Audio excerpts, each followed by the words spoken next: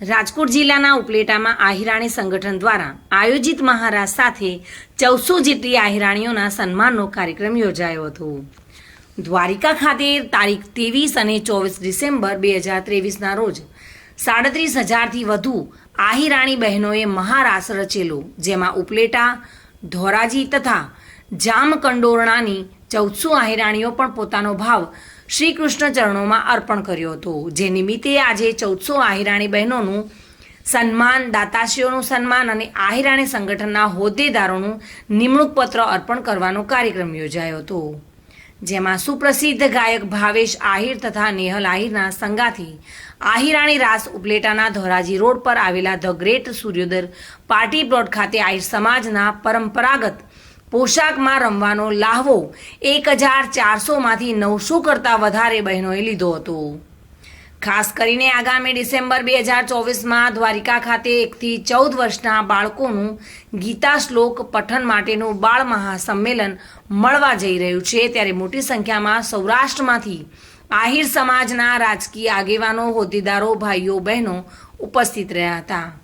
આ કાર્યક્રમના અંતે સમૂહ ભોજનનું પણ આયોજન કરાયું હતું, જેમાં મોટી સંખ્યામાં લોકોએ ભોજનનો લાભ લીધો હતો.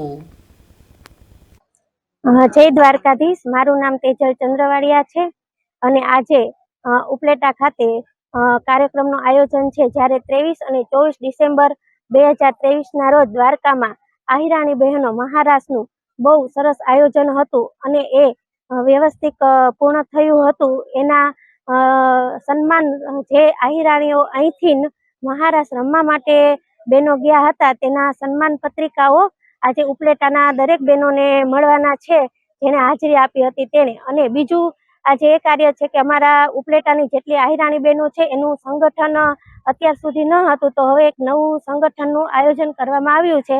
તો આજનો કાર્યક્રમ ઉપલેટા ખાતે આ યોજેલ છે. એ ધોરાજી, જામકંડોરણા અને ઉપલેટા 3 તાલુકા વચ્ચે યોજાયેલો છે. કેટલા બહેનો આમાં ભાગ લીધો? 1400 બહેનોએ ભાગ લીધેલો હતો. હું જીવભાઈ આજાભાઈ ચંદ્રવાડિયા ઉપલેટા, અને આ મહારાષ્ટ્રનું એક આયોજન કરવાનો મને વિચાર આવ્યો. જય દ્વારકાધીશ. અને જે દ્વારકામાં મહારાસ હતો એના કારણે મને ત્યાં જવાની ઈચ્છા પણ હતી, પણ મારી તબિયત સારી ના હોવાના કારણે હું દ્વારકા પહોંચી શક્યો નહોતો. પછી મને મનમાં એવો વિચાર આવ્યો કે આપણે ઉપલેટા, ધોરાજી અને જામકંડોરણા વિસ્તારના જેટલા બહેનોએ મહારાષ્ટ્રમાં ભાગ લીધો છે એ બધાને આપણે આમંત્રિત કરી અને ઉપલેટાને આંગણે આ ફરીથી મહારાષ્ટ્રનું આયોજન કરી અને દરેક બહેનોનું, માતાઓનું સન્માન કરી તો મને વિચાર આવ્યો, એટલે આ પ્રોગ્રામ કરે છે. ડિસેમ્બર 2024માં જે મહારાષ્ટ્રની સ્મૃતિ દિવસને યાદ કરી આહિર કુળના બાળકો, 1 થી 14 વર્ષના બાળકો મહાબાળ સંમેલન લઈને અમે લોકો આવી રહ્યા છીએ. તેની અંદર સહયોગી ટીમ છે અમારે ઓલ ઇન્ડિયા યાદવ મહાસભાના અમારા પ્રમુખ શ્રી અમિતાબેન બંધિયા, તેમજ દરેક જિલ્લાના મહાસભાના પ્રમુખ તેજલબેન ચંદ્રવાડિયા, એવી જ રીતે દરેક જિલ્લાના બહેનોનો પણ સહયોગ છે. અને આ અમે અમારું લક્ષ્ય છે 5000. ભગવાન શ્રી કૃષ્ણને 5000 વર્ષ થયા છે દ્વારકામાં. પાછા ભગવાન આ પૃથ્વી ઉપર બાળકોને મળવા આવે, જેમ અમારા આહિર સમાજના તમામ કર્મભૂમિ, જેમ ઈશ્વર યાદવોની કર્મભૂમિ છે, એમ જે બાળકોનું પણ ત્યાં પોતાનું કર્મ કરે અને ગીતા જે